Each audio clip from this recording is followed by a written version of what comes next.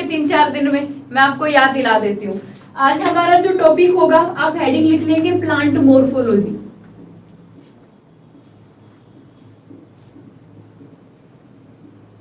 पादप आकारिकी, plant morphology को आप हिंदी में कह देंगे पादप आकारिकी। आज हम पढ़ेंगे प्लांट मोर्फोलॉजी या फिर पादप आकारिकी के बारे में। बहुत इंपॉर्टेंट चैप्टर है बॉटनी का और अच्छे सवाल देखने को मिलते हैं, ठीक है।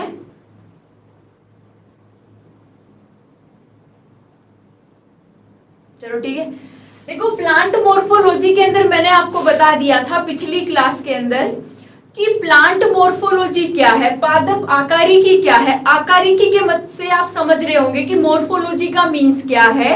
मैंने आपको एक एग्जांपल दिया था, सपोज दैट मैंने आपको एक रोज का प्लांट दिया, मैंने आपको किसका प्लांट दिया, एक रोज का प्लांट दिया, एक गुलाब का पादप दिया।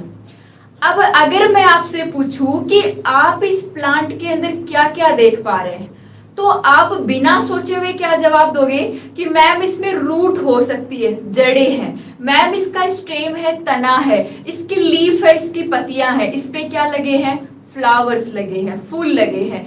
तो जो संरचनाएं आपने प्लांट में देखी, जो प्लांट के आपने पार्ट्स देखे, जो उसका आकार देखा, जो उसकी मोर्फोलॉजी देखी, उसी को हम क्या कह देते हैं, प्लांट मोर्फोलॉजी कह देते हैं।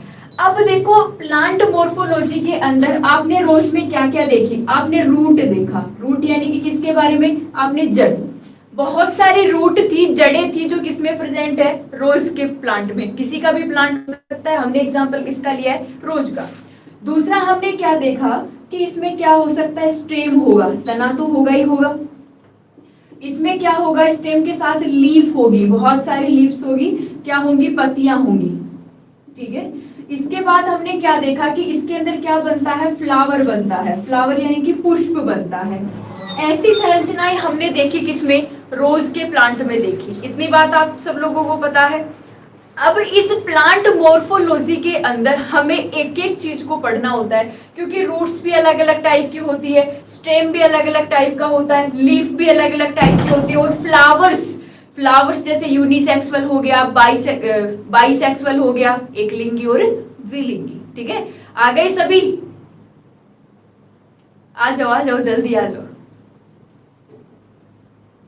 ठीक है। तो इनमें से देखो सबसे इंपॉर्टेंट जो पार्ट है कंपटीशन एग्जाम में, जहां से सबसे अच्छे सवाल पूछे जाते हैं, वो पार्ट होता है इसका फ्लावर वाला, पुष्प वाला। क्योंकि फ्लावर वाला जो टॉपिक है वो बहुत कॉम्प्लिकेटेड होता है और चीजें हमें समझ में ही नहीं आती कि फ्लावर होता है, पुष्प होता है, मेल रिप्रोडक्टिव पार्ट कौन सा होता है, फीमेल रिप्रोडक्टिव पार्ट कौन सा होता है, आप गाइनोसियम किसे कहेंगे, एंड्रोसियम किसे कहेंगे, ठीक है। एंथर क्या होता है, स्टेमन क्या होता है, आपसे पूछ लिया जाए स्टिग्मा क्या होता है, स्टाइल क्या होता है। मैं कुछ नाम वर्ड आपके सामने बोल रही हूँ जिनसे सवाल पूछे जाते हैं, ठीक है, समझ में आएगा बिल्कुल। सबसे पहले तो आपको डेफिनेशन याद रखनी है, what is the plant morphology. Plant morphology क्या है कि प्लांट्स के अंदर जो रूट है, स्टेम है, लीफ है, फ्लावर है, फ्रूट्स है, इन सब के बारे में स्टडी करना हम किस में करेंगे, प्लांट मोर्फोलॉजी के अंदर करेंगे। तो आपको सबसे पहले हेडिंग लिखनी है फ्लावर। हम किसके बारे में पढ़ेंगे, पुष्प के बारे में पढ़ेंगे, फिर हमें लीफ पढ़नी है, फिर हमें स्टेम पढ़ना है, और उसके बाद क्या पढ़नी है, रूट पढ़नी है। तो आपको जल्दी से हेडिंग लगा लेनी है। अब आप हेडिंग लिखेंगे फ्लावर, बिना किसी देरी के।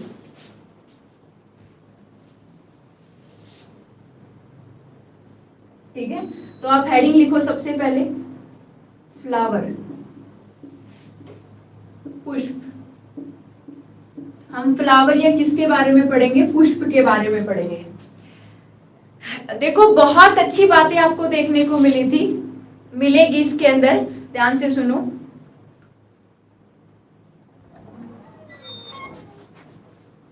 आप भूल गए सारा, मैं आपको याद दिला रही हूं। देखो फ्लावर पुष्प की बात करें तो पुष्प क्या है, आपको एक एक पॉइंट याद रखना है। पुष्प क्या है, तो पुष्प एक क्या है, प्लांट का मेन रिप्रोडक्टिव पार्ट होता है। मेन रिप्रोडक्टिव पार्ट होता है। मेन रिप्रोडक्टिव पार्ट का मतलब क्या है, मुख्य जनन भाग। मेन रिप्रोडक्टिव पार्ट का मतलब मुख्य जनन भाग। अगर आपसे पूछा जाए कि किसी भी प्लांट का, किसी भी पादप का मेन रिप्रोडक्टिव पार्ट्स कौन सा होता है, तो आप क्या कहेंगे? मेन रिप्रोडक्टिव पार्ट कौन सा होगा? फ्लावर होगा। क्योंकि फ्लावर के अंदर दोनों रिप्रोडक्टिव पार्ट मिलेंगे आपको। एक होगा मेल रिप्रोडक्टिव पार्ट, इसको आप हिंदी में क्या कह देंगे? नर जनन भाग किसमें पाया जाता है? फ्लावर में पाया जाएगा। दूसरा भाग कौन सा होता है? इसे आप क्या कहेंगे? फीमेल रिप्रोडक्टिव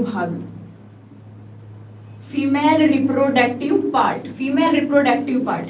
और इसको आप क्या कहेंगे? मादा जनन भाग। इसको आप क्या कह देंगे? मादा जनन भाग कह देंगे। यानी कि एक जो फ्लावर है, एक जो फूल है, वो किस किस से मिलकर बना होता है? तो फ्लावर के अंदर एक तो होता है मेल रिप्रोडक्टिव पार्ट यानी कि नर जनन भाग, और एक क्या होता है? फीमेल रिप्रोडक्टिव पार्ट यानी कि मादा जनन भाग। अब देखो, आप सबने फ्लावर्स देखे होंगे, आप सबने फ्लावर देखा होगा, कोई भी फूल आप सबने देखा होगा।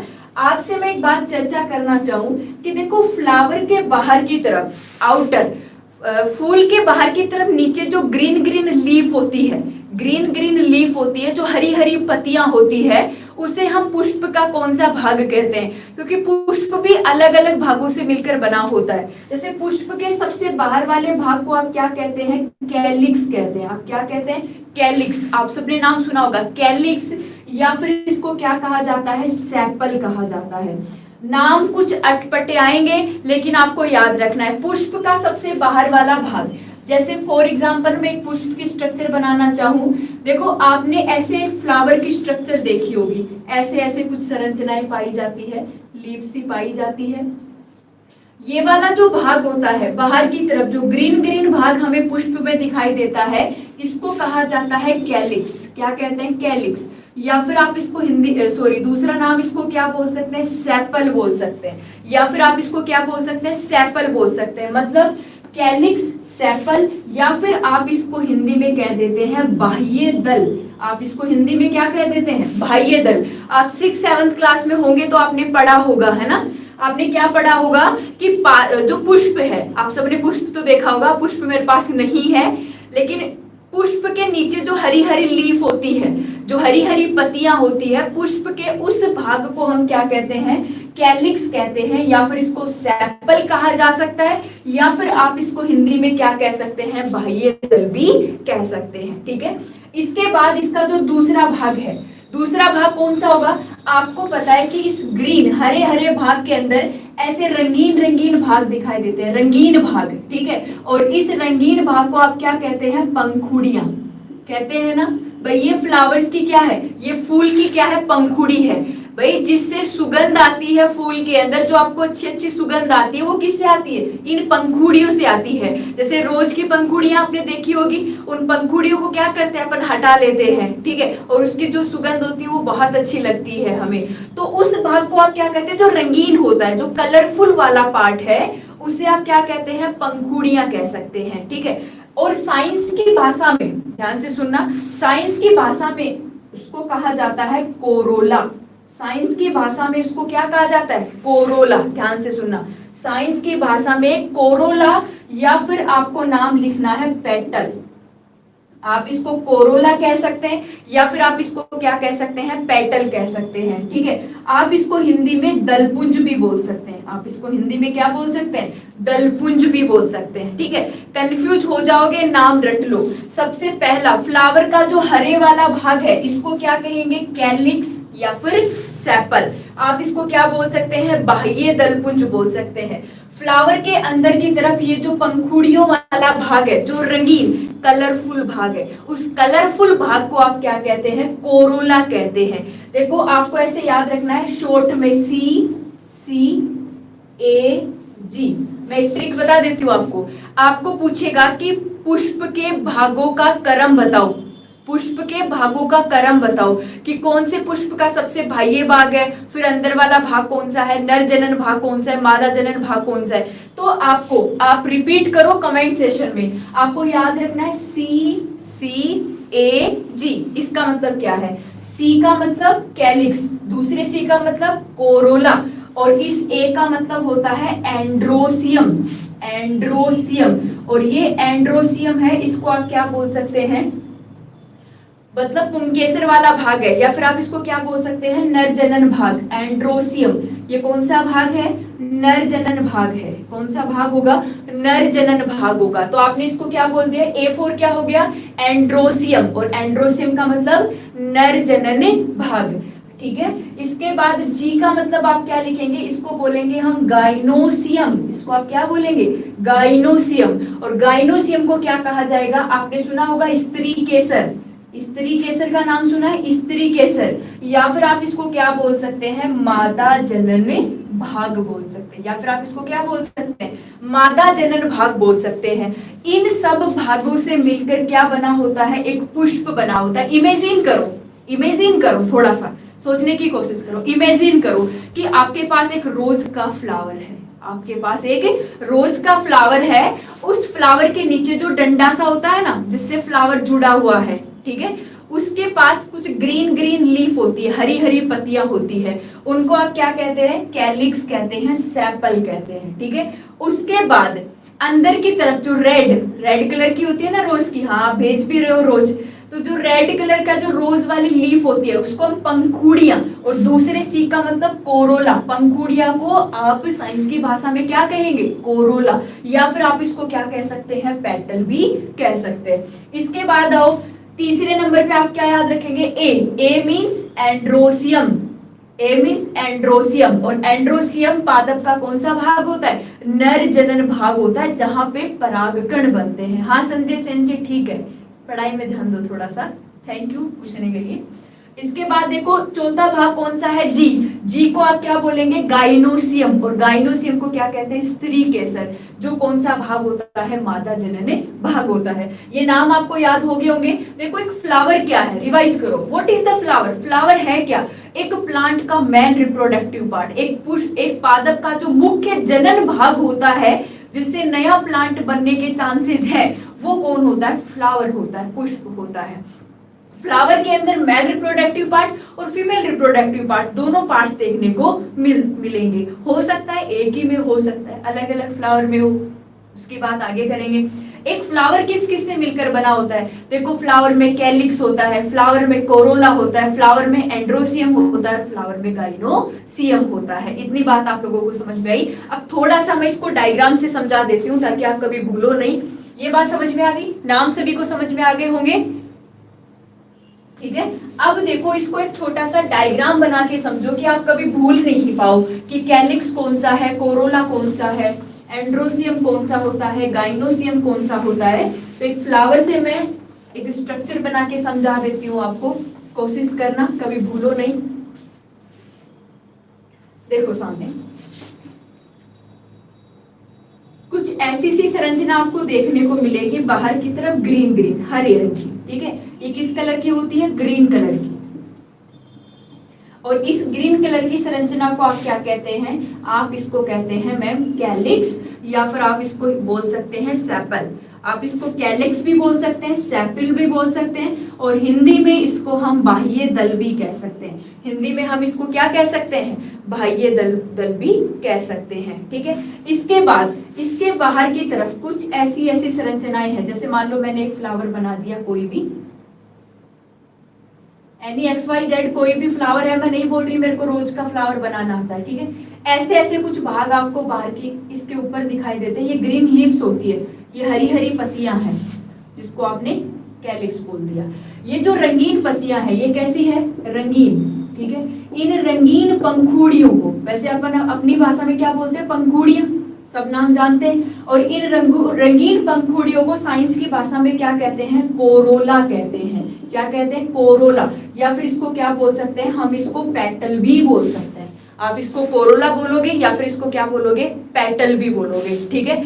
इसके बाद देखो यहाँ पे आपको एक ऐसी संरचना देखने को मिलेगी, एक ऐसी सी संरचना आप सबने देखा होगा। आज एक काम करना, एक फ्लावर लेना और सबसे सही दिखेगा गुड़हल में। गुड़हल जानते हो सभी, गुड़हल का जो फ्लावर होता है उसमें सबसे अच्छे से दिखता है। आप उसमें देखना कि अंदर की तरफ आपको कुछ ऐसी छोटी छोटी संरचनाएं दिखेंगी ऐसे जुड़ी हुई, हम उसको तोड़ते भी हैं, तोड़ तोड़ के, मतलब जब बचपन में होता था तो खेला करते थे, आपको कुछ याद हो तो इन संरचनाओं को क्या कहा जाता है, ये वाला भाग है एंड्रोसियम। एंड्रोसियम, और एंड्रोसियम को हमने क्या बोला है, नर जनन भाग। एंड्रोसियम को क्या बोला है, नर जनन भाग बोला है। इसको हमने क्या बोला है, नर जनन भाग। और ये जो एक संरचना आपको दिख रही है इसको कहा जाता है, आप सबने नाम सुना होगा पुंकेसर। नाम सुना है क्या, पुंकेसर, या फिर आप इसको इंग्लिश में बोल सकते हैं स्टेमन। आप इसको क्या बोलेंगे, पुंकेसर या फिर स्टेमन। पुंकेसर या फिर स्टेमन क्या है, एक प्रकार का नर जनन भाग है, एंड्रोसियम वाला पार्ट है। ध्यान से सुनो, एंड्रोसियम वाले पार्ट को हम क्या कह सकते हैं, पुंकेसर या फिर स्टेमन के नाम से भी जाना जा सकता है। हमने क्या लिखा था शॉर्ट में, CCAG लिखा था। हमने सी देख लिया कैलिक्स, हमने कोरोला देख लिया, हमने एंड्रोसियम देख रहे थे। और ये जो एंड्रोसियम वाला पार्ट है, नर जनन वाला भाग, इसमें जो आपको ऐसी संरचनाएं दिखती है उनको हम क्या कहते हैं, पुंकेसर। बोला जाता था ना कि पुंकेसर तोड़ा जा रहा है, ठीक है। जैसे मान लो बायोलॉजी के स्टूडेंट है तो प्रैक्टिकल भी करवाते थे, तो हम पुंकेसर को वहां से अलग करते थे। तो ये कौन सा भाग है, पुंकेसर वाला भाग है, जहां पे परागकण बनेंगे। और परागकण क्या होते हैं, पादपों का स्पर्म होते हैं, पादपों का शुक्राणु होते हैं, ठीक है। इसके बाद यहीं पे देखो एक ऐसी संरचना, ध्यान से देखना, आप सबने देखी भी है, आप सबने देखी है, नोटिस नहीं करी होगी। ऐसी सी एक संरचना पाई जाती है इस तरीके से, डंबल जैसे ऊपर की तरफ, देखी होगी सबने, कुछ याद आ रहा हो तो, ठीक है। ऐसे डंबल जैसी संरचना होती है और वो ऐसे जुड़ी होती है। इस भाग को कहते हैं हम गाइनोसियम। इस भाग को हम क्या कहते हैं, गाइनोसियम वाला भाग। और गाइनोसियम को आप क्या कहते हैं, स्त्री केसर। आप क्या कहते हैं, स्त्री केसर, स्त्री केसर, या फिर आप इसको क्या बोल सकते हैं, मादा जनन भाग। इस तरीके से एक फ्लावर की संरचना होती है। इस तरीके से एक फूल पाया जाता है, यहाँ से ये से जुड़ा रहता है प्लांट से, और हम यहाँ से इसको क्या कर लेते हैं, तोड़ लेते हैं, अलग कर लेते हैं। आई बात समझ में, सभी को समझ में आ गई।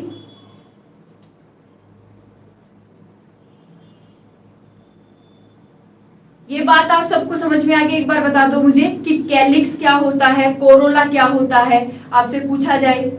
हाँ, गाइनोसियम क्या होता है, फीमेल रिप्रोडक्टिव ऑर्गन होता है, किसका, फ्लावर का। और एंड्रोसियम क्या होता है, मेल रिप्रोडक्टिव पार्ट होता है, किसका, फ्लावर का, ठीक है। और ये क्या होती है, आपको पता है कि जो रंगीन भाग है उसको हम पंखुड़ियां कहते हैं, या फिर आप क्या कहेंगे, कोरोला वाला भाग कहेंगे। कौन सा भाग है, कोरोला, या फिर आप इसको पेटल भी कह सकते हैं। आपको शॉर्ट में याद रखना है, आपसे सवाल यही पूछा जाएगा कि निम्न में से कौन सा एक फूल का भाग है, निम्न में से कौन सा एक पुष्प का भाग है। तो आपको ये याद रखना है, सी कैलिक्स, सी कोरोला, ए एंड्रोसियम, जी गाइनोसियम, बस इतना याद रखो, ठीक है। चलो आगे। अरे भाई, फूल नहीं देखा क्या आपने, ऐसा कैसे हो सकता, आपने फ्लावर को कभी हाथ में ही नहीं लिया। फ्लावर तो लिया होगा भैया, आपने जो फूल देखा, फूल के बाहर की तरफ जो ग्रीन ग्रीन संरचना है उसको साइंस की भाषा में क्या बोलते हैं। आज से आपको जब फ्लावर हाथ में आए तो आपको ये देखना है कि ये फ्लावर का कैलिक्स, ये कैलिक्स वाला भाग है, पंखुड़ियों को हम कोरोला कहेंगे, पुंकेसर दिखे तो उसे हम एंड्रोसियम कहेंगे, और आपको ये वाली संरचना दिखे ऐसी तो आप उसको गाइनोसियम कहेंगे, आप उसको स्त्री केसर कहेंगे। इतनी बात समझ में आई, चलो आगे।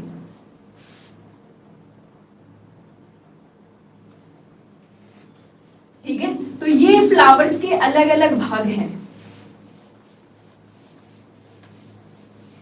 अब देखो आगे आपसे सवाल क्या पूछे जा सकते हैं, मैं एक एक भाग को समझाऊंगी, आपको टेंशन लेने की जरूरत ही नहीं है, मैं एक एक भाग को समझाऊंगी आपको, ठीक है। सबसे पहले आपको हेडिंग लिखनी है एंड्रोसियम। फ्लावर का कौन सा भाग लिखना है, आपको एंड्रोसियम वाला भाग लिखना है, एंड्रोसियम। और एंड्रोसियम के अंदर आपको भाग लिखना है एंड्रोसियम, और एंड्रोसियम के अंदर क्या क्या होता है आप हिंदी में लिख लेंगे इसको, नर जनन भाग, नर जनन भाग या फिर एंड्रोसियम। अब इसको ध्यान से समझना, कोशिश करना इसको समझने की। एंड्रोसियम क्या होता है, देखो ये एंड्रोसियम की जो संरचना होती है ये कुछ ऐसी सी दिखाई देती है आपको, कोशिश करना समझने की, और आप सबने देखा भी है, ये यहां से जुड़ा होता है। ऐसी संरचना आप सबने देखी होगी फ्लावर के अंदर, फूल के अंदर। देखो इस संरचना के अंदर, देखो इस पूरी संरचना को हम कहते हैं स्टेमन। इस कंप्लीट संरचना को आप क्या कहते हैं? आप इसको स्टेमन कहते हैं। और स्टेमन को आप हिंदी में क्या कहते हैं? पुंकेसर। स्टेमन को आप हिंदी में क्या कहते हैं? पुंकेसर कहते हैं। स्टेमन को हिंदी में क्या कहते हैं? पुंकेसर कहते हैं। अब देखो इस पुंकेसर के कितने भाग हैं? 2 भाग हैं। सबसे पहला ये भाग, इस भाग को कहा जाता है फिलामेंट। इस भाग को क्या कहा जाता है? फिलामेंट। और फिलामेंट को आप हिंदी में क्या कहते हैं? तंतु। फिलामेंट को आप हिंदी में क्या कहते हैं? तंतु। इसके बाद आपको ये जो संरचना यहाँ पे दिख रही है, ये बहुत इंपॉर्टेंट है। इसको कहा जाता है परागकोश। इसको आप क्या कहेंगे? परागकोश कहेंगे। क्या कहते हैं? परागकोश। अब ये इंपॉर्टेंट क्यों है? ये परागकोश इंपॉर्टेंट क्यों है? इसलिए इंपॉर्टेंट है, देखो फिलामेंट का तो काम इतना ही होता है, परागकोश को किससे जोड़ता है? यहाँ पे पुष्प वाला भाग होता है, तो पुष्प वाले भाग से किसको जोड़ता है? परागकोश को जोड़ता है। ये परागकोश है। इस परागकोश के अंदर जो एक छोटी छोटी संरचनाएं आपको दिख रही है, आप इसको इंग्लिश में क्या कहते हैं? एंथर कहते हैं। लिख लेना, आप इसको इंग्लिश में क्या कहते हैं? एंथर कहते हैं। अब देखो ये जो परागकोश है आपका, मैंने आपको इसमें ऐसे कुछ बनाए हैं। ये परागकोश के अंदर क्या बनते हैं? परागकण बनते हैं। क्या बनते हैं? परागकण। और परागकण को आप इंग्लिश में क्या कहते हैं? Pollen grain. Pollen grains. Pollen grains. परागकण को आप इंग्लिश में क्या कहते हैं? पोलन ग्रेन्स कहते हैं। देखो ये परागकण क्या है? एक प्रकार के स्पर्म होते हैं। एक प्रकार के क्या होते हैं? शुक्राणु होते हैं। जैसे हम मनुष्य के अंदर जो नर जनन कोशिका होती है, जो नर जनन युग्मक होता है, उसको आप क्या कहते हैं? स्पर्म कहते हैं, शुक्राणु कहते हैं। क्या कहेंगे? स्पर्म या फिर शुक्राणु। अगर यही पादप के अंदर बन रहे हैं, अगर स्पर्म किसके अंदर बन रहे हैं? प्लांट के अंदर बन रहे हैं, तो उनको आप क्या कहेंगे? परागकण कहेंगे। मीन्स पोलन ग्रेन्स परागकण एक प्रकार के क्या है? नर युग्मक है। एक प्रकार के मेल गैमेट है, नर युग्मक है। एक प्रकार के क्या है? मेल गैमेट है, एक प्रकार के नर युग्मक है। तो चीजों को धीरे धीरे समझने की कोशिश करो। सबसे पहले ये जो भाग है, हम किसको पढ़ रहे हैं? एंड्रोसियम को पढ़ रहे हैं। एंड्रोसियम क्या होता है? पुष्प का नर जनन भाग होता है। ठीक है। और आपको पता है कि जैसे मनुष्य का जो नर जनन भाग है, ह्यूमन का जो मेल रिप्रोडक्टिव पार्ट है, वो क्या बनाता है? शुक्राणु बनाता है, स्पर्म बनाता है। ठीक है। तो ऐसी ही सिचुएशन प्लांट्स के अंदर होती है। प्लांट में क्या होगा कि प्लांट के अंदर ये जो संरचना मैंने आपके सामने बनाई है, इसको हम क्या कहते हैं? स्टेमन कहते हैं, पुंकेसर कहते हैं। पुंकेसर के कितने भाग होते हैं? 2 भाग होते हैं। एक क्या होता है? परागकोश। और परागकोश को आप क्या कहते हैं? एंथर कहते हैं। परागकोश मोस्ट इंपोर्टेंट क्यों है? इसीलिए है क्योंकि परागकोश के अंदर क्या बनते हैं? परागकण पाए जाते हैं। क्या पाए जाते हैं? परागकण पाए जाते हैं। और ये जो परागकण है, ये परागकण क्या होते हैं? एक प्रकार के नर युग्मक है, मेल गैमेट है। अगर ऐसी ही संरचना मनुष्य में पाई जाती है, तो उनको आप क्या कहते हैं? स्पर्म कहते हैं, शुक्राणु कहते हैं। मनुष्य के नर युग्मक को आप शुक्राणु कहते हैं, और पादप के नर युग्मक को आप क्या कहते हैं? परागकण कहते हैं, पोलन ग्रेन कहते हैं। इतनी बात आप लोगों को समझ में आई? ये बात समझ में आ गई होगी। स्पर्म, स्पर्म लिखना है। स्पर्म गुजर जी स्पर्म बोलते हैं, शुक्राणु बोलते हैं। ये कौन सा भाग होता है? पादप का एंड्रोसियम वाला भाग होता है। थोड़ा थोड़ा समझने की कोशिश करो। अब ये परागकण क्या करते हैं? आपको पता ही है कि ये परागकण किसके पास जाते हैं? ओवेरी के पास जाते हैं, अंडाशय के पास जाते हैं। जैसे स्पर्म होते हैं शुक्राणु, मनुष्य के स्पर्म है, शुक्राणु है, ये किसके पास जाते हैं? एग के पास, अंडाणु के पास। और अंडाणु का क्या करते हैं? निषेचन करते हैं। हम सबने पढ़ा है कि शुक्राणु और अंडाणु के मिलने से क्या बनता है?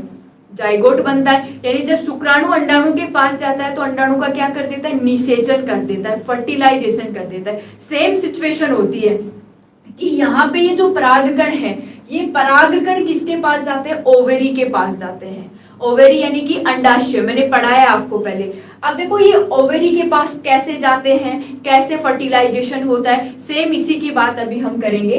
ये भाग आपको समझ में आ गया होगा। अब देखो इसकी तुलना करते हैं हम नर जनन भाग से, गाइनोसियम से। गाइनोसियम वाला भाग कैसा होता है? देखो इसकी संरचना कुछ ऐसे होती है गाइनोसियम की, ध्यान से कोशिश करना समझने की। ऐसी सी संरचना आपको देखने को मिलती है गाइनोसियम की। ये किसकी संरचना है? गाइनोसियम। और गाइनोसियम को आप क्या बोल सकते हैं? मादा जनन भाग या फिर स्त्री केसर। इसको मैंने क्या बोल दिया? मादा जनन भाग, या फिर हमने इसको क्या बोल दिया? स्त्री केसर बोल दिया। ठीक है, अब देखो इस संरचना के अंदर ये जो आपको संरचना दिख रही है, गोल गोल सी दिख रही है ना सभी को, एग शेप, अंडाणु के जैसी एग शेप। ठीक है, इस शेप को क्या कहा जाता है? ये कौन सा भाग है? ओवेरी वाला भाग है। ये कौन सा भाग है? ओवेरी। ओवेरी यानी कि आप इसको क्या बोल सकते हैं? अंडाशय बोल सकते हैं। ओवेरी, या फिर आप इसको क्या बोल सकते हैं? अंडाशय बोल सकते हैं। यहाँ पे आपको दो संरचनाएं दिख रही है, इसका नाम अलग होता है और इसका नाम अलग होता है। ठीक है, दोनों कंफ्यूज करवाते हैं। इस संरचना को हम इंग्लिश में कहते हैं स्टिग्मा। स्टिग्मा क्या कहते हैं? स्टिग्मा। और स्टिग्मा को हम हिंदी में क्या कहते हैं? व्रतिका। आप इसको हिंदी में क्या कह देंगे? व्रतिका। देखो हिंदी में आप कंफ्यूज हो जाओगे, इसीलिए आपको इसको इंग्लिश में याद रखना है। पहले भाग को आप क्या कहते हैं? स्टिग्मा। और ये दूसरा भाग इसको कहते हैं स्टाइल। आप इसको स्टाइल कहते हैं। ठीक है, और इसको हिंदी में कहा जाता है व्रतिकाग्र। स्टाइल, या फिर आप इसको हिंदी में क्या कहते हैं? व्रतिकाग्र कहते हैं। बस केवल इतना सा याद रखो। ये किसका भाग होता है? And gynoecium. ध्यान से सुनो, गाइनोसियम के कितने भाग होते हैं? 3 भाग होते हैं। एक तो क्या होता है? ओवेरी, अंडाशय। ओवेरी के ऊपर क्या होते हैं? स्टाइल होती है। स्टाइल को आप क्या कह सकते हैं?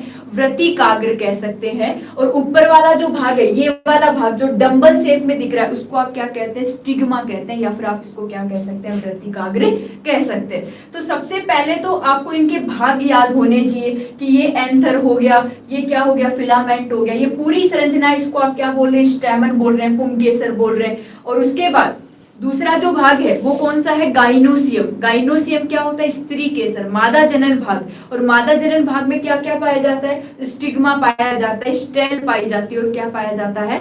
ओवेरी पाया जाता है। क्या पाया जाता है? ओवेरी, या फिर उसको आप क्या कह सकते हैं? अंडाशय कह सकते हैं। शॉर्ट में आपको याद कैसे रखना है? देखो स्ट्रक्चर से तो आपको समझ में आ गया, आपको याद कैसे रखना है? आपको याद कैसे रखना है? देखो ध्यान से, आपको केवल देखो इतना कंफ्यूज होने की जरूरत नहीं है, मैं तो आपको समझाने की कोशिश कर रही हूँ। बस आपको इतना याद रखना है, नर जनन भाग कौन सा होता है? एंड्रोसियम। मादा जनन भाग कौन सा है? गाइनोसियम। समझने की कोशिश करो, नर जनन भाग एंड्रोसियम, मादा जनन भाग गाइनोसियम। एंड्रोसियम के कितने भाग? 2 भाग। एक को आप क्या बोलते हैं? एंथर। एंथर को आप क्या बोल देंगे? परागकोश। एंथर को आप क्या बोल देंगे? परागकोश। दूसरा भाग कौन सा होता है? फिलामेंट। और फिलामेंट को आप क्या कह देते हैं? तंतु वाला भाग। इन दोनों को मिला के आप क्या कह देते हैं? यहाँ पे पुंकेसर कह देते हैं। क्या कह देंगे? पुंकेसर। और पुंकेसर को आप क्या बोल देंगे? स्टैमन बोल देंगे। क्या बोल देंगे? स्टैमन। गाइनोसियम के 3 भाग होते हैं। एक क्या हो गया आपका? स्टिग्मा हो गया। ठीक है, दूसरा भाग कौन सा होता है? स्टेल हो गया। तीसरा भाग कौन सा होता है? ओवेरी होता है, यानी कि अंडाशय होता है। बस इतना सा आपको याद रखना है। ठीक है, याद रखने का तरीका है ये। ए से क्या हो गया? एंथर हो गया और फिलामेंट हो गया।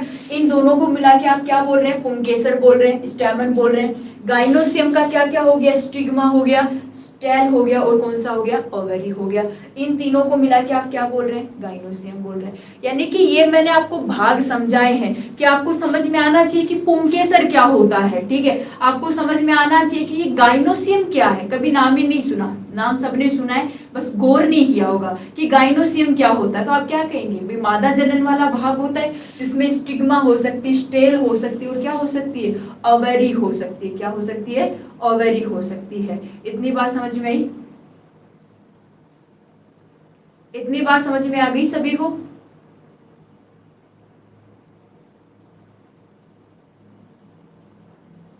ठीक है, चलो आगे। अब देखो इनका काम क्या है। आखिर में मैंने आपको ये पढ़ाया कि मैंने आपको एंड्रोसियम पढ़ाया, गाइनोसियम पढ़ाया, आखिर इनका काम क्या होता है। तो सबसे पहले देखो, सबसे पहले आपने क्या पढ़ा कि पुष्प का सबसे बाहर वाला जो ग्रीन वाला भाग होता है, जो हरा भाग होता है, इसको आप क्या कहते हैं? आप रिवाइज करते जाओ। आप इसको कैलिक्स कहते हैं, या फिर आप इसको हिंदी में क्या कह सकते हैं? बाह्य दल कह सकते हैं। कैलिक्स या फिर क्या कह सकते हैं? बाह्य दल कह सकते हैं। ये कैलिक्स क्या करता है? ये बाह्य दल क्या करता है? फ्लावर को बांध के रखता है। आप सबने देखा होगा कि जब आपने फ्लावर के नीचे जो हरी हरी पत्तियां हैं उनको आप तोड़ के गिरा देते हो, हटा देते हो, तो होता क्या है कि वो फ्लावर पूरा ही बिखर जाता है। देखा होगा ना कि फ्लावर की जो पंखुड़ियां हैं वो एक एक करके निकल जाती है और फ्लावर पूरा ही बिखर जाता है। हमने क्या हटा दिया? तो उसकी ग्रीन वाली भाग, यानी कि हमने कैलिक्स को हटा दिया। तो ये कैलिक्स वाला भाग काम क्या करता है? ये सपोर्ट करता है। और किसको? पूरा जो पुष्प होता है, जो पूरा जो फ्लावर होता है, जो पंखुड़ियां होती है, उन पंखुड़ियों को सपोर्ट करता है, एक जगह बांधे रखता है। कौन बांधे रखता है? ये कैलिक्स वाला भाग। दूसरा भाग हमने फ्लावर का कौन सा लिखा था? आप क्या बोलोगे? हमने कोरोला लिखा था। क्या लिखा था? कोरोला। और कोरोला कौन सा भाग होता है? पंखुड़ियां वाला भाग होता है। देखो ये पंखुड़ियों वाला भाग क्या करता है, ध्यान से सुनना। ये जो इंसेक्ट होते हैं, ये इंसेक्ट होते हैं। इंसेक्ट आप समझ गए होंगे, कीट पतंग। कीट पतंग में जैसे आपकी मधुमक्खी आ गई, कीट पतंग, इन कीट पतंग को ये क्या करता है? अट्रैक्ट करता है, आकर्षित करता है। आपने देखा होगा ना कि जैसे भंवरे का नाम सुना होगा। भंवरे, भंवरे का नाम सुना है? जो पुष्प के ऊपर भिनभिनाता रहता है, एक अजीब सी आवाज निकालता है, भिन भिन भिन भिन की आवाज निकालता है। किसके ऊपर? पुष्प के ऊपर। तो पुष्प के अंदर जो ये कोरोला वाला भाग होता है, जो रंगीन भाग होता है, ठीक है, जो रंगीन भाग होता है, वो रंगीन भाग क्या करता है कि जो इंसेक्ट होते हैं उनको क्या करता है? अट्रैक्ट करता है, आकर्षित करने का काम करता है। अब आपका सवाल बनेगा कि इसको क्या जरूरत पड़ गई भाई इंसेक्ट को आकर्षित करने की? भाई फ्लावर को क्या जरूरत पड़ गई कि ये इंसेक्ट को आकर्षित कर रहा है? जरूरत तो उसको भी है। क्यों जरूरत है? कि कुछ पुष्प ऐसे होते हैं जिसमें एक ही सेक्स होता है। एक सेक्स का मतलब एक पुष्प ऐसा है जिसमें फीमेल वाला रिप्रोडक्टिव पार्ट है और एक पुष्प ऐसा है जिसमें मेल वाला रिप्रोडक्टिव पार्ट है। तो अब रिप्रोडक्शन होने के लिए पराग कण अंडाशय तक तो जाएंगे, तो ये पराग कण किसके माध्यम से? इन छोटे छोटे कीट पतंगों के पैरों के नीचे चिपक जाते हैं, क्योंकि चिपचिपे होते हैं। तो ये रिप्रोडक्शन के लिए, ये प्रजनन के लिए, ये रिप्रोडक्शन के लिए क्या करते हैं? इंसेक्ट को या फिर कीट पतंग को फ्लावर्स क्या करते हैं? अपनी तरफ अट्रैक्ट करते हैं। कौन? कोरोला वाला भाग। कोरोला वाले भाग को आप क्या कह सकते हैं? पंखुड़ियों वाला भाग। भाई पंखुड़ियों वाला भाग तो हमें भी तो अट्रैक्ट करता है। हमें फ्लावर का, इमेजिन करो, हमें फ्लावर का सबसे अच्छा कौन सा भाग लगता है? आप क्या कहेंगे? भाई जो रंगीन भाग है, जो रंगीन भाग है आपको वही तो सबसे अच्छा लगता है। आपने कभी वो ग्रीन वाली जो लीफ है उनको नोटिस किया है? कभी नहीं किया। जब मैं आपसे पूछूं कि बताओ रोज का फ्लावर किस कलर का होता है, तो कोई ग्रीन कलर बोलेगा क्या? नहीं। आप क्या बोलोगे? रेड कलर का होता है। ठीक है, मैंने कोई भी फ्लावर पूछा आपसे, सनफ्लावर पूछा किस कलर का होता है, सूर्यमुखी किस कलर का होता है, तो आप क्या कहेंगे? आपने उस कलर को ही नोटिस किया है। क्यों नोटिस किया है? क्योंकि वो कलर आपको अट्रैक्ट कर रहा है। वो कलर ही आपको क्या करता है? आकर्षित करता है। वो कलर ही आपको क्या कर रहा है? अट्रैक्ट कर रहा है, आकर्षित कर रहा है। तो मेरी बात समझ गए होंगे कि पंखुड़ियों वाला भाग क्या करता है? जो इंसेक्ट है, जो छोटे छोटे कीट पतंग है, जो फ्लावर के ऊपर बैठे रहते हैं, उससे मकरंद ले जाते हैं। जैसे मधुमक्खियां फ्लावर से मकरंद लेके क्या बनाती है? शहद बनाती है, हनी बनाती है। ठीक है, तो इस तरीके से ये क्या करता है? फ्लावर्स का कोरोला वाला भाग इंसेक्ट को अट्रैक्ट करता है। ये बात आप सबको समझ में आ गई होगी। लेकिन मेन पार्ट आपको समझना है एंड्रोसियम और गाइनोसियम की, इनका काम क्या होता है, ये क्या काम करते हैं। तो ध्यान से सुनो, इनका काम क्या होता है। इसको समझने के लिए थोड़ा सा आपको कॉन्सेंट्रेट होना पड़ेगा। तो ये बिना काम के जो आप कमेंट्स कर रहे हो एक दूसरे को, इनको बंद करो और कॉन्सेंट्रेट होके पढ़ो। इतने दिन बाद क्लास लगी, इसका मतलब ये थोड़ी है कि तुम डिस्टर्ब ही रहोगे। तुमने ये समझ लिया क्या? मुझे पता नहीं चल रहा है। अरे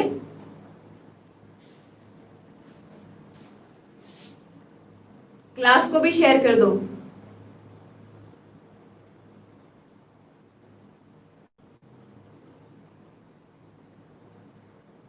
तो मैं प्रैक्टिकली कैसे बताऊं यार? ठीक है, चलो आपको देखो अब काम किसका पढ़ना है? एंड्रोसियम का और गाइनोसियम का। ध्यान से सुनो, ये जो मैंने संरचना बनाई है आप देखते ही पता लगा लोगे कि ये कौन सी संरचना है। ये स्टेमन है। आप स्टेमन को क्या कहेंगे? पुंकेसर कहेंगे। ये कौन सा भाग है? स्टैमन वाला भाग है, पुंकेसर वाला भाग है। पुंकेसर का ये वाला भाग है, इसे आप क्या कहते हैं, इसे आप एंथर कहते हैं। और एंथर को आप क्या कहेंगे, परागकोश। एंथर को आप क्या कहेंगे, परागकोश कहेंगे। ठीक है, इसके बाद मैंने एक तरफ एक संरचना बनाई, आप देखते ही पहचान गए होंगे कि ये फीमेल रिप्रोडक्टिव पार्ट है। ये ऊपर वाला पार्ट है, ये क्या होता है, स्टिग्मा। स्टिग्मा यानी कि आप इसको क्या कह सकते हैं, व्रतिका। ठीक है, ये दूसरा भाग है, इसको आप क्या बोलते हैं, स्टेल, यानी हिंदी में आप इसको क्या कह सकते हैं, व्रतिकाग्र। ये जो भाग है इसको आप क्या कहते हैं, ओवरी। और ओवरी को आप क्या कहेंगे, अंडाशय। सही बात है, इतना हमने पढ़ लिया है, इतना हमने पढ़ लिया है। अब होता क्या है कि ये कौन सा पार्ट है, ये मेल रिप्रोडक्टिव पार्ट है, ये मेल रिप्रोडक्टिव पार्ट है, लिख लेना। ठीक है, ये कौन सा पार्ट है, तो आप ये लिख लेंगे, ये पुष्प का फीमेल रिप्रोडक्टिव पार्ट है, लिख लेना, ये नहीं कंफ्यूज हो जाओगे। होता क्या है कि इस एंथर वाले भाग में, इस परागकोश वाले भाग में क्या बनते हैं, पोलेन ग्रेन्स बनते हैं। क्या बनेंगे, पोलेन ग्रेन्स। और पोलेन ग्रेन को आप हिंदी में क्या कहते हैं, परागकण। ध्यान से सुनना, आप इसको हिंदी में क्या कहते हैं, परागकण कहते हैं। और ये परागकण क्या होते हैं, आप क्या कहेंगे, ये नर युग्मक होते हैं, ये मेल गैमेट्स होते हैं। ठीक है, और इसके बाद क्या है कि देखो, ये एंथर वाला भाग किसको बनाता है, परागकण को बनाता है। किसको बनाता है, पोलेन ग्रेन्स को बनाता है। ठीक है, अब क्या होगा कि ये जो पोलेन ग्रेन्स है, परागकण है, ये किस तक जाएंगे, ओवेरी तक जाएंगे, अंडाशय तक जाएंगे, तब जाके क्या होगा, निषेचन की क्रिया होगी। ठीक है, होगा क्या कि ये पोलेन ग्रेन क्या होंगे, यहाँ से एंथर से निकलेंगे। ये एंथर क्या होता है, टूट जाता है, और टूटने से ये पोलेन ग्रेन क्या हो जाते हैं, फ्री हो जाते हैं। ये परागकण क्या हो जाते हैं, मुक्त हो जाते हैं। और ये परागकण मुक्त होकर किसके ऊपर जाके गिरते हैं, स्टिग्मा के ऊपर जाके गिरते हैं। यहाँ पे क्या पहुंच गए, परागकण पहुंच गए। ठीक है, स्टिग्मा के ऊपर पहुंचते हैं। इस क्रिया को आप क्या कहेंगे, इसको हम कहते हैं पोलिनेशन। इसको क्या कहा जाता है, पोलिनेशन। और पोलिनेशन को आप हिंदी में क्या कहते हैं, परागण। पोलिनेशन, ध्यान से सुन लेना हिंदी वाले बच्चे, इसको हम क्या बोल रहे हैं, परागकण। और इसे आप क्या बोल रहे हैं, परागण। परागण का मतलब पोलिनेशन। ध्यान से सुनो, अगर आपको इसकी डेफिनेशन लिखनी है तो आप डेफिनेशन क्या पढ़ोगे, ध्यान से सुनो, कि जब एंथर टूटता है तो एंथर के टूटने से क्या निकलते हैं, पोलेन ग्रेन्स। पोलेन ग्रेन को क्या कहते हैं, परागकण। ये क्या होते हैं, नर युग्मक। निषेचन कब होगा, जब ये परागकण किसके पास जाएंगे, ओवरी के पास जाएंगे, यानी कि किसके पास जाएंगे, अंडाशय के पास जाएंगे। ठीक है,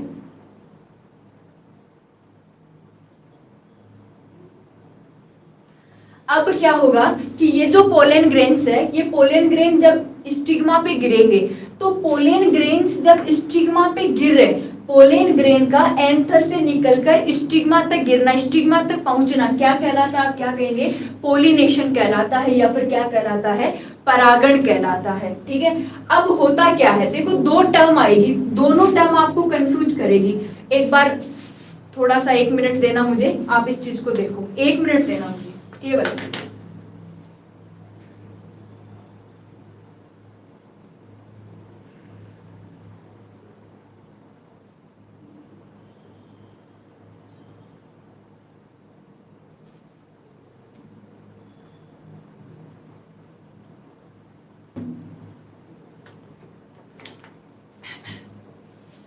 इतनी बात समझ में आ गई आपको? तो आपको दो टर्म कंफ्यूज करवाएगी, एक तो होती है पोलिनेशन और एक होती है निषेचन। आप क्या कहोगे कि मैम हमें कैसे पता चलेगा कि पोलिनेशन क्या है और निषेचन क्या है? तो आपको कंफ्यूज होने की जरूरत नहीं है। देखो यहाँ पे लिख देती हूँ, आपको कंफ्यूज होने की जरूरत नहीं है। होगा क्या कि अगर पोलेन ग्रेन यानी कि परागकण, ध्यान से सुनना, अगर परागकण ओवेरी के पास जाते हैं, ओवेरी का मतलब आप इसे क्या कह सकते हैं, अंडाशय कह सकते हैं। अगर परागकण ओवेरी के पास जाते हैं तो ओवेरी के पास जाने पर जो क्रिया होगी इसको आप कहेंगे पोलिनेशन। आप इसको क्या कहेंगे? पोलिनेशन। पोलिनेशन या फिर आप क्या कह सकते हैं इसको? परागण। ठीक है, परागण। अगर अपन एनसीईआरटी को फॉलो करें तो ये होगा, क्या होगा? परागकण अगर ओवेरी के साथ जुड़ते हैं, देखो यहाँ पे गिरे परागकण और यहाँ से क्या होंगे? ये ऐसे अंदर की तरफ जाएंगे और अंदर की तरफ किसके पास जाएंगे? ओवेरी के पास। तो पोलिनेशन की डेफिनेशन तो क्या होती है? डेफिनेशन ये होती है कि जब ये एंथर टूटता है तो वहां से क्या बनते हैं? पोलन ग्रेन बनते हैं, परागकण। और ये परागकण फिर किस तक आते हैं? स्टिग्मा तक आते हैं। इस क्रिया को आप क्या कहते हैं? परागण की क्रिया कहते हैं। इसको आप क्या कहते हैं? पोलिनेशन कहते हैं। या फिर आप क्या बोल सकते हैं कि जब परागकण ओवेरी के साथ जुड़ता है, किसके साथ आएगा? ओवेरी के साथ। और आपको पता है कि ओवेरी के साथ जब फर्टिलाइजेशन होता है तो इससे क्या बनता है? फल बनता है, फ्रूट बनता है। अच्छा सवाल पूछा जाता है कि पादप का कौन सा भाग है जो फ्रूट बनाता है, जो फल बनाता है? तो कौन सा भाग बनाता है? ओवेरी वाला भाग, अंडाशय वाला भाग। जब ओवेरी वाला भाग, जब अंडाशय वाला भाग है, ये परागकण के साथ जुड़ता है या फिर नर युग्मक के साथ जुड़ता है तो उसे आप किसका निर्माण होगा? फल का निर्माण होगा, फ्रूट का निर्माण होगा। हाँ बिल्कुल, transfer of pollen grain from anther to stigma is known as pollination. बिल्कुल सही बात है। इसके बाद देखो क्या होगा कि अगर ये परागकण, देखो आगे क्या होगा? ये परागकण है, ये किसके साथ जुड़ते हैं? ओव्यूल के साथ, ओव्यूल। और ओव्यूल क्या होता है? बीजांड होता है। सबने नाम सुना होगा बीजांड का, ओव्यूल का। ये बीजांड भी क्या होता है? एक प्रकार का फीमेल रिप्रोडक्टिव पार्ट है। ठीक है, तो होगा क्या कि ये परागकण ओव्यूल के साथ जुड़ता है, बीजांड के साथ जुड़ता है, तो इसको आप क्या कहते हैं? इसको आप फर्टिलाइजेशन कहते हैं। और फर्टिलाइजेशन का मतलब क्या हो गया? आप इसे निषेचन कहेंगे। क्या कहेंगे? निषेचन। और इस फर्टिलाइजेशन से क्या बनते हैं? सीड बनते हैं। सीड यानी कि आप क्या कह सकते हैं? इनको बीज कह सकते हैं। सीड या फिर आप क्या कह सकते हैं? बीज कह सकते हैं। इतनी बात समझ में आई आपको? दोनों चीजें कंफ्यूज करेगी कि फल किससे बनता है, तो आप सीधा सा याद रखेंगे फल किससे बनेगा? फल ओवरी से बनेगा, अंडाशय से बनेगा। फिर आपसे पूछा जाए कि बताओ सीड, बीज किससे बनता है, तो आप क्या कहेंगे? बीज ओव्यूल से बनता है। आपको याद कैसे रखना है? आपको बीजांड से, बीजांड में बीज आ रहा है ना, देखो बीजांड किससे मिलके बना है? बीज प्लस, आप तोड़ सकते हो इसको, तो ये बीज, बीजांड है, ये किसका निर्माण करता है? बीज का निर्माण करता है, सीड का निर्माण करता है। ठीक है, और इसके बाद ये ओवेरी वाला भाग है, ये किसका निर्माण करता है? फ्रूट का निर्माण करता है, यानी कि फल का निर्माण करता है। इतनी बात आपको समझ में आ गई होगी। पहले आपने क्या पढ़ा? पोलिनेशन पढ़ा, परागण पढ़ा। परागण का मतलब इतना ही समझो कि पराग कणों का एंथर से, पराग कोश से स्टिग्मा तक जाना, स्टिग्मा की तरफ ट्रांसफर होना क्या कहलाता है?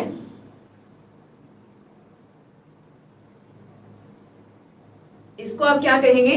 परागण कहेंगे, पोलिनेशन कहेंगे। ठीक है, उसके बाद आप क्या कहेंगे कि भाई फीमेल में दो प्रकार के भाग होते हैं, एक ओवेरी भी होता है, एक ओविल भी होता है। तो मैम हमें कैसे याद रहेगा कि ओवेरी क्या बनाएगा और ओविल क्या बनाएगा? तो आप सीधा सा याद रखो कि जब ओवेरी अंडाशय परागकण के साथ जुड़ता है तो क्या क्रिया को आप क्या कहेंगे? पोलिनेशन। और ओवेरी ही किसके अंदर कन्वर्ट होता है? फ्रूट के अंदर। अगर आप फल खा रहे हो तो आपको क्या याद रखना है? हम क्या खा रहे हैं? ओवेरी खा रहे हैं। सवाल पूछा जाता है कि अगर आप फ्रूट खा रहे हो तो बताओ आप पादप का कौन सा भाग खा रहे हो? आप ओवेरी वाला भाग खा रहे हो, आप अंडाशय वाला भाग खा रहे हो। अगर आपके पास बीज है, पार्थेनोजेनेसिस, बताएंगे बिल्कुल बताएंगे। पार्थेनोजेनेसिस में गैमेट्स नहीं बनते, कोई भी भाग टूट के नया पादप बना सकता है। बताएंगे डॉक्टर बंटी सिंह जी, आप पहले से डॉक्टर हो। इसके बाद क्या है कि दूसरा भाग ओविल भी होता है। अगर परागकण ओविल के साथ जुड़ जाए, बीजांड के साथ जुड़ जाए, तो आपको पता है कि बीजांड में बीज वर्ड जुड़ा हुआ है, तो ये बीजांड ओविल क्या बनाता है? सीड बनाता है। और इस क्रिया को आप क्या कहते हैं? फर्टिलाइजेशन कहते हैं। या फिर आपको ये भी देखने को मिल सकता है, ये फर्स्ट फर्टिलाइजेशन होता है और ये कौन सा होता है? Second fertilisation. आपको ये भी देखने को मिल सकता है। आप इसको पोलिनेशन को फर्स्ट फर्टिलाइजेशन बोल सकते हैं और जो लास्ट में जो फर्टिलाइजेशन होता है उसको सेकंड फर्टिलाइजेशन भी बोल सकते हैं। ये बात आपको समझ में आई होगी कि परागण क्या होता है, पोलन ग्रेन्स परागकण क्या होते हैं, इसके बाद ओवेरी का काम क्या होता है और ओव्यूल का काम क्या होता है। ये बात आप लोगों को समझ में आई? ये बात आप लोगों को सभी को समझ में आ गई? चलो आगे। हाँ बोलो, लेखराम मीना जी बोलो बोलो, मैं सुन रही हूँ। बोलो क्या बात हुई?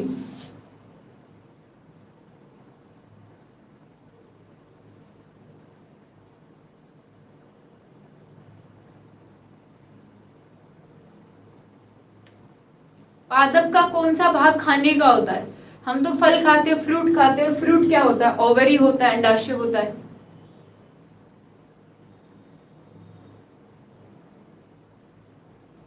राहुल जी क्लास ही नहीं हुई तो नोटिफिकेशन कैसे आएगा? क्लास होगी तब आएगा ना।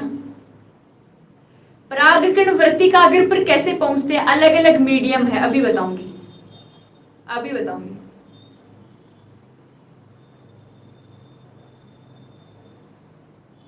तबीयत थोड़ी खराब है मेरी।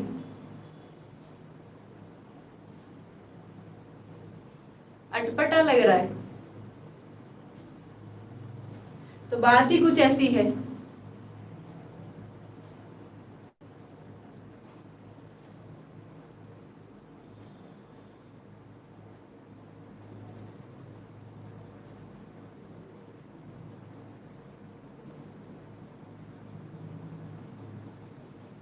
चलो आगे।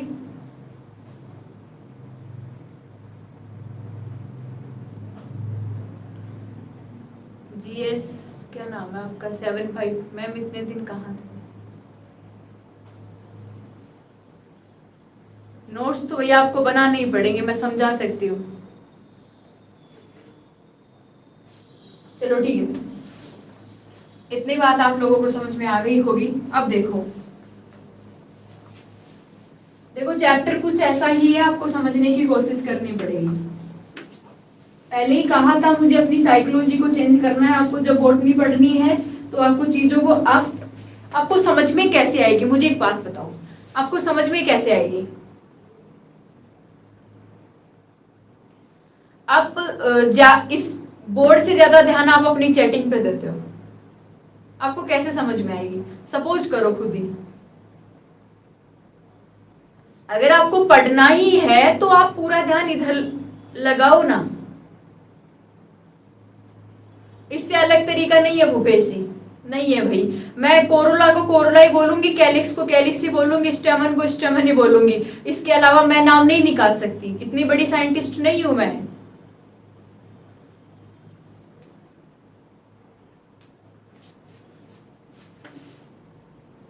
अब देखो आपको क्या बात समझनी इसके बाद। ये देखो जो ये फ्लावर होते हैं, नहीं ये जो पोलिनेशन हुआ है, पोलिनेशन को आप क्या बोल रहे हैं? आप इसको परागण बोल रहे हैं। पोलिनेशन को आप क्या बोल रहे हैं? परागण। और परागण का मतलब क्या होता है? आप लिख लेना, पराग कणों का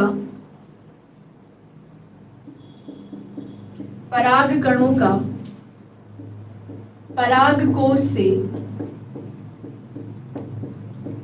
वृत्तिका तक स्थानांतरण, वृत्तिका तक ट्रांसफर या फिर स्थानांतरण क्या कहलाता है? पोलिनेशन कहलाता है, परागण कहलाता है। देखो इस परागण के जो माध्यम हो सकते हैं, मीडियम हो सकते हैं, वो माध्यम क्या क्या हो सकते हैं? सबसे पहले एयर हो सकती है, वायु हो सकती है। दूसरा माध्यम क्या हो सकता है इसका? वाटर भी हो सकता है, यानी कि आप क्या कह सकते हैं? पानी का माध्यम भी हो सकता है। तीसरा माध्यम क्या हो सकता है? आपके इंसेक्ट भी हो सकते हैं। इंसेक्ट में जैसे आपकी मधुमक्खी हो गई, जैसे बटरफ्लाई हो गई, तितली, जैसे क्या हो गई? बटरफ्लाई हो गई। ये सारे मीडियम हो सकते हैं किसके? पोलिनेशन के। मतलब क्या है? मतलब इतना है कि ये जो एयर है, जैसे मान लो हवा चली, ध्यान से सुनो, जैसे मान लो हवा चली तो क्या हुआ कि फ्लावर के जो एंथर है वो टूट गया, परागकोश, और परागकण है वो निकल के किस पे आ गए? वृत्तिका पर आ गए। तो क्या हो गया? पोलिनेशन हो गया। ठीक है, इसके बाद आप क्या कहेंगे कि दूसरा क्या हो सकता है? वाटर, पानी। यानी कि कई बार क्या होता है कि जैसे मान लो कि आपने देखा कि जो जलीय पादप होते हैं, जलीय पादपों में क्या है कि परागकण टूट के जल में गिर गए और फिर वो जल से कहां तक पहुंच गए, फीमेल भाग तक पहुंच गए, ओवरी तक पहुंच गए, फिर क्या हो गया, उसका निषेचन हो गया। ठीक है, इसके बाद आप क्या कहेंगे कि इसका माध्यम इंसेक्ट भी हो सकता है। और सबसे ज्यादा ध्यान से सुन लेना, सबसे ज्यादा परागण करवाने में कौन सहायक होता है, मधुमक्खी सहायक होती है, मधुमक्खी। क्योंकि ये मधुमक्खियां होती है क्या बनाती है, शहद बनाती है, हनी बनाती है। तो ये क्या करती है, शहद बनाने के लिए, हनी बनाने के लिए मकरंद लेके आती है। क्या लेके आती है, मकरंद। और आपको पता है कि मकरंद किस में पाया जाता है, फ्लावर में पाया जाता है। मकरंद किस में पाया जाता है, फ्लावर में पाया जाता है, फूल में पाया जाता है। ठीक है, तो ये मकरंद लेके आती है क्या बनाने के लिए, शहद बनाने के लिए। तो जब एक फ्लावर से दूसरे फ्लावर पे बैठती है तो ये परागकण क्या होते हैं, उनके पैरों चिपचिपे होते हैं। अरे यार, आप सबने देखा होगा कि जब फ्लावर आप तोड़ते हो तो उसके बीच वाला जो भाग होता है वो चिपचिपा सा होता है। ठीक है, व्हाइट व्हाइट सा, ऐसे भुरभुरा सा होता है, थोड़ा ऐसे व्हाइट व्हाइट सा। आप उसको ऐसे करते ही वो बिखर जाता है, टूट जाता है। वो परागकण ही होते हैं, वो क्या होते हैं, परागकण होते हैं। ठीक है, तो होता क्या है कि जब मधुमक्खी उस पे बैठती है तो उसके पैरों के नीचे चिपक जाते हैं और चिपक के फिर वो मधुमक्खी जब दूसरे फ्लावर पे पहुंचेगी तो वहां वो उसके जो पैर से जो परागकण है वो टूट के वहां पे हट जाते हैं। तो उस तरीके से क्या हो सकता है, पोलिनेशन हो सकता है। तो पोलिनेशन परागण के माध्यम कौन कौन से हो सकते हैं, वायु से हो सकता है, वाटर जल से हो सकता है, या फिर इंसेक्ट हो सकते हैं। और इंसेक्ट में भी सबसे ज्यादा कौन सा आता है, मधुमक्खी। और इसके बाद कुछ बटरफ्लाई भी होती है। अरे आपने देखा होगा ना, जो बटरफ्लाई है, तितलियां हैं, ये किस पे देखने को मिलती है, फ्लावर पे। नोटिस किया है सभी ने कि तितली ऐसे थोड़ी कि तितली हमारे घर के आंगन में बैठी थी आज, ऐसा थोड़ी होता है, ऐसा नहीं होता ना। तो होता क्या है कि ये जो तितलियां हैं ये कहाँ देखने को मिलती है, हमें फ्लावर्स के ऊपर देखने को मिलती है। क्यों, क्योंकि तितलियां भी वहां से क्या करती है, मकरंद से अपना भोजन प्राप्त करती है, अपना न्यूट्रिशन लेती है, अपना भोजन लेती है, अपना न्यूट्रिशन लेती है। इतनी बात समझ में आई।